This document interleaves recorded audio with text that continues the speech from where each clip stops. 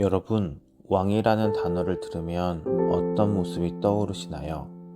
금빛 왕관, 군사들의 행렬, 화려한 옷과 권위 있는 목소리.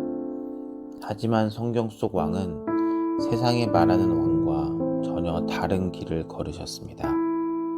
그분은 영광이 아닌 겸손을 택하신 왕, 바로 예수 그리스도이십니다. 빌립보서 2장 6절에서 8절은 이렇게 말합니다.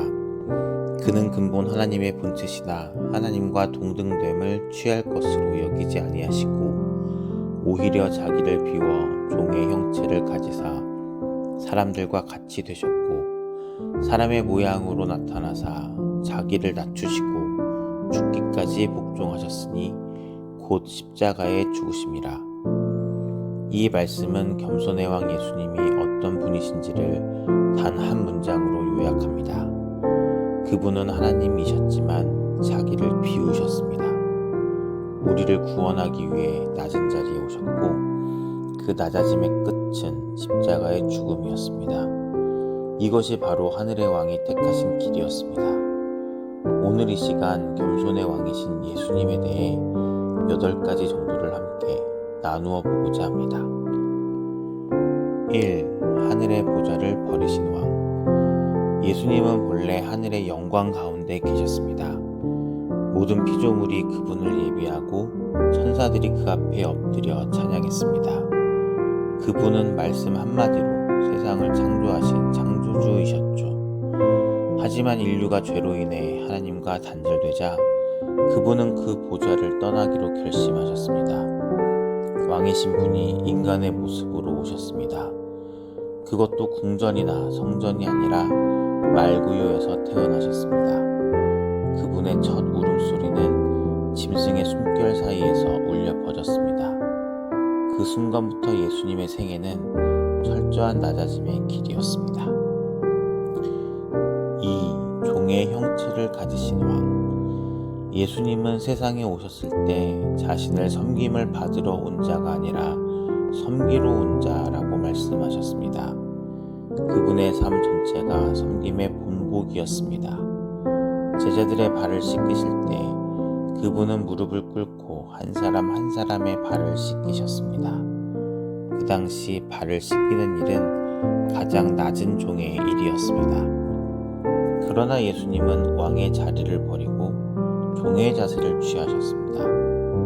그리고 이렇게 말씀하셨습니다.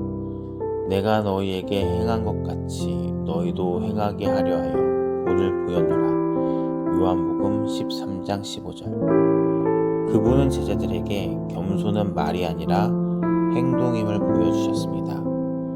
진정한 리더십은 높아지는 데 있지 않고 먼저 낮아지는 데 있다는 것을 가르치신 것입니다. 3. 겟세마네의 겸손, 순종의 절정. 예수님의 겸손은 단지 온화한 태도나 부드러운 성품을 의미하지 않았습니다. 그분의 겸손은 철저한 순종의 자세로 완성되었습니다. 겟세마네 동산에서 예수님은 깊은 고뇌 가운데 기도하셨습니다. 아버지여, 할만하시거든 이 잔을 내게서 지나가게 하옵소서. 그러나 내 뜻대로 마옵시고 아버지의 뜻대로 하옵소서. 그분은 두려움 속에서도 끝까지 순종을 선택하셨습니다. 그 순간 예수님의 겸손은 단순한 덕목이 아니라 하나님의 구원의 길이 되었습니다. 겸손이란 결국 하나님께 자신을 온전히 내어드리는 것, 내 뜻보다 하나님의 사랑을 더 사랑하는 마음입니다.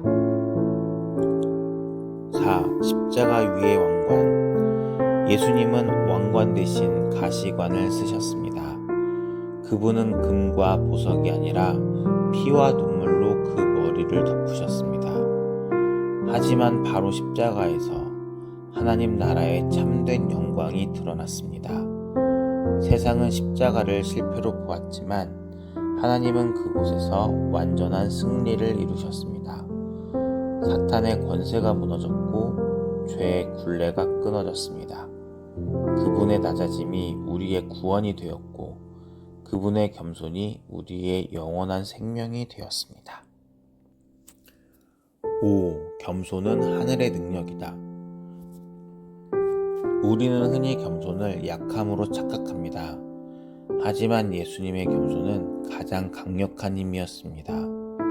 자기를 비우셨기에 하나님께서 채우셨고, 자기를 낮추셨기에 하나님께서 높이셨습니다. 빌립보서 2장 9절은 이렇게 말합니다. 이러므로 하나님이 그를 지극히 높여 모든 이름 위에 뛰어난 이름을 주사 하늘에 있는 자들과 땅에 있는 자들과 땅 아래에 있는 자들로 모든 무릎을 예수의 이름에 꿇게 하셨다. 겸손은 결국 하나님의 손에 자신을 맡기는 믿음의 표현입니다. 스스로를 낮출 때 하나님은 그 사람을 높이십니다. 예수님은 그 길에 완전한 모범이 되셨습니다. 6. 우리 안에 겸손의 왕이 살아계시다.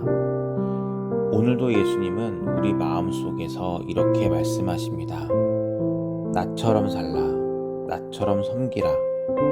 겸손은 단지 겉모습의 문제가 아닙니다. 그것은 마음의 태도, 하나님을 향한 신뢰의 방향입니다.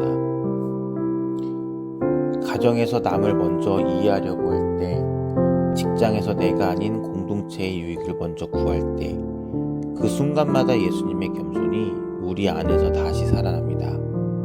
우리가 낮아질 때 그분의 사랑이 세상 속에서 더욱 빛나게 됩니다. 예수님의 겸손은 우리를 무너뜨리는 것이 아니라 새롭게 세우는 능력입니다. 7. 겸손의 길 끝에는 영광이 있다. 성경은 분명히 말합니다. 스스로 낮추는 자는 높아지리라. 마태복음 23장 12절. 예수님이 걸으신 그 겸손의 길은 결국 부활의 영광으로 이어졌습니다. 하나님은 겸손한 자를 절대 버리지 않으십니다. 오히려 그 마음을 들어올려 세상을 변화시키는 통로로 쓰십니다. 다윗이 그랬습니다. 목동의 겸손으로 시작해 왕의 자리까지 세워졌죠. 요셉도 그랬습니다. 감옥의 자리에서도 하나님께 순종함으로써 이집트의 총리가 되었습니다. 그리고 예수님, 그분은 십자가의 겸손을 통해 온 인류의 왕이 되셨습니다. 8. 우리의 삶 속에 겸손의 왕을 모시다. 하루를 살아가며 우리는 수없이 나를 세우려는 유혹을 받습니다. 인정받고 싶고 높아지고 싶고 앞서가고 싶어 합니다. 하지만 예수님은 오늘도 우리에게 이렇게 말씀하십니다. 내게 배우라. 나는 마음이 온유하고 겸손하니 너희 마음이 쉼을 얻으리라. 마태복음 11장 29절. 참된 평안은 높아짐에 있지 않습니다. 낮아짐 속에서, 순종 속에서 하나님과 동행하는 데 있습니다. 세상은 더 가지라 라고 외치지만 예수님은 비우라 라고 말씀하십니다. 세상은 스스로 높이라 말하지만 예수님은 스스로를 낮추라 하십니다. 그분의 길은 역설 같지만 그 역설이 바로 진리입니다. 이제 예수님을 기억하며 마무리 기도하겠습니다. 주님, 겸손의 왕이신 예수님을 기억합니다. 왕관을 버리시고 십자가를 지시며 우리를 위해 가장 낮은 자리가 되신 주님을 찬양합니다.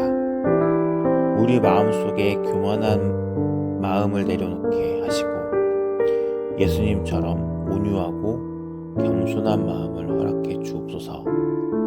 나의 뜻보다 아버지의 뜻을 사랑하게 하시고 섬김으로 살아가는 삶을 선택하게 하옵소서. 오늘도 우리를 통해 예수님의 겸손이 세상 속에 전해지게 하옵소서.